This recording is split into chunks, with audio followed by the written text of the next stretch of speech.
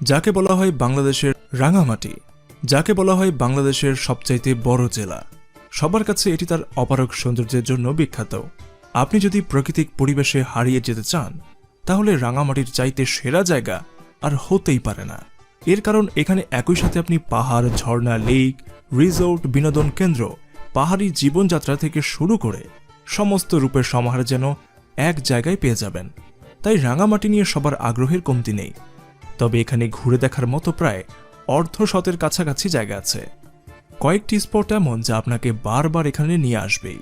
আর আজকের ভিডিওতে আমরা রাঙামাটির সবচাইতে সেরা 5টি স্থান সম্পর্কে জানব। তবে হ্যাঁ, ভিডিও শুরু করার আগে আপনি যদি আমাদের চ্যানেলে নতুন হয়ে থাকেন, তাহলে এখনই সাবস্ক্রাইব করে বেল বাটনটি ক্লিক করুন, কারণ তা না হলে এই রকমের ইন্টারেস্টিং সব ভিডিও আপনার হাতছাড়া হয়ে যাবে। নাম্বার 5, শুভলং ঝর্ণা। রাঙামাটিতে রয়েছে বেশ কিছু অসাধারণ সুন্দর ঝর্ণা, তবে তার মধ্যে শুভলং ঝর্ণা অন্যতম। বাকি সব ঝর্ণার মতো সারা বছর কিছুটা শুকনো থাকলেও বর্ষাকালে এটি তার আসল রূপে ফিরে আসে। এবং শুভলং ঝর্ণার পাশ দিয়ে গেলেই ঝর্ণার যে দৃশ্য, তা দেখে আপনি আবেগময় হয়ে যাবেন।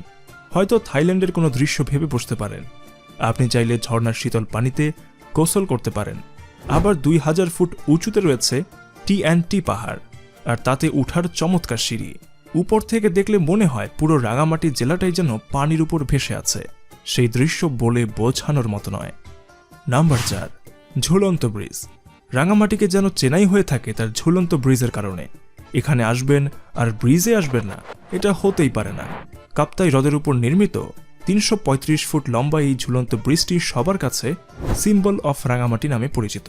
দুই পাহাড়ের মনোরম পরিবেশের মাঝে পানির উপর এই ঝুলন্ত সেতুর উপর দাঁড়িয়ে প্রকৃতিকে উপভোগ করাটাই যেন ভাগ্যের ব্যাপার। ব্রিজের একপাশে পাহাড়ের উপরে আবার শিশুদের বিনোদনের জন্য রয়েছে দোলনা এবং স্লিপার। ঝুলন্ত ব্রিজে প্রবেশের ক্ষেত্রে মাত্র 20 টাকা ফি দিতে হয়। Number 3, Kaptai lake. রাঙামাটির অন্যতম পছন্দসই স্থানের আরেক নাম কাপ্তাই লেক। প্রায় 11,000 বর্গ কিলোমিটার জুড়ে বিস্তৃত এই কৃত্রিম হ্রদের দেখা পেতে সবখান থেকেই পর্যটকরা ব্যাকুল হয়ে ছুটে আসেন। এখানে চাইলে একদিন থেকে সব সৌন্দর্য উপভোগ করতে পারেন, আবার দিনে গিয়ে দিনেও ফিরে আসতে পারেন।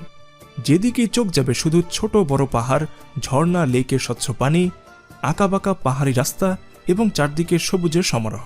অন্যদিকে নানারকম প্রাণী আর উদ্ভিদের বৈচিত্র্য, ছোট ছোট দ্বীপ, পাখি এবং জলকেন্দ্রিক মানুষের জীবনযাত্রা দেখে কে না মুগ্ধ হবে। প্রকৃতি যেন সব নিয়েই এই হ্রদকে সাজিয়েছে। এখানে সারা বছর ঘুরে আসা যায়, তবে বর্ষাকালে এর সবুজ সতেজতা ভিন্ন রূপ ধারণ করে। এখানে নৌকা বা বোটে করে লেকে ঘুরে দেখতে পারেন, অথবা পিকনিক করতে সবাইকে নিয়ে আসতে পারেন। এছাড়া কাছাকাছি অবস্থানে থাকা কর্ণফুলীতে কায়াকিং করারও ব্যবস্থা আছে। Number 2, Aranyak holiday resort. শুনলে কেবল একটি রিসোর্ট মনে হলেও এটি সাধারণ মনোরম কোনো রিসোর্ট নয়। প্রকৃতির অবলীলায় সাজানো সৌন্দর্যের ঠিক মাঝখানে এমন রিসোর্ট না থাকলে কেউ না গিয়ে থাকতে পারে না। আর এই রিসোর্টটি রাঙামাটি জেলার সেনানিবাস এলাকার অন্যতম প্রধান আকর্ষণ। রিসোর্টের যে দিকেই যান মনে হবে রংতুলিতে আঁকা ছবি। কি নেই এখানে! চারপাশে কাপ্তাই হ্রদের স্বচ্ছ পানি দৃশ্য, নান্দনিক ফুলের বাগান, ভাস্কর্য, স্পিডবোট, প্যাডেল বোর্ড, রিসোর্ট ইত্যাদি। কিন্তু এটি কেবল একটি অংশে।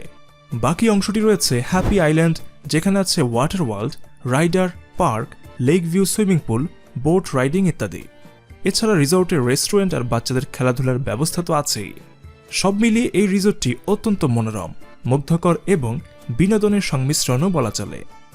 Number 1, Sajek valley. বর্তমানে সবার কাছে অন্যতম সেরা পর্যটন কেন্দ্রের নাম এই সাজেক ভ্যালি।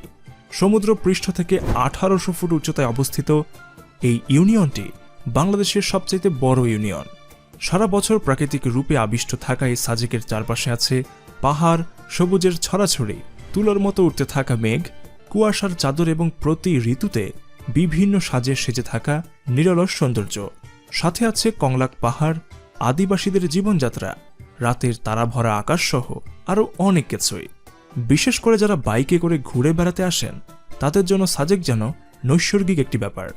এছাড়াও এখানে থাকা রিসোর্টগুলিতে যেন এক মনোরম শান্তি আছে, মনে হবে যেন এখানেই থেকে যাই। তো বন্ধুরা, এই ছিল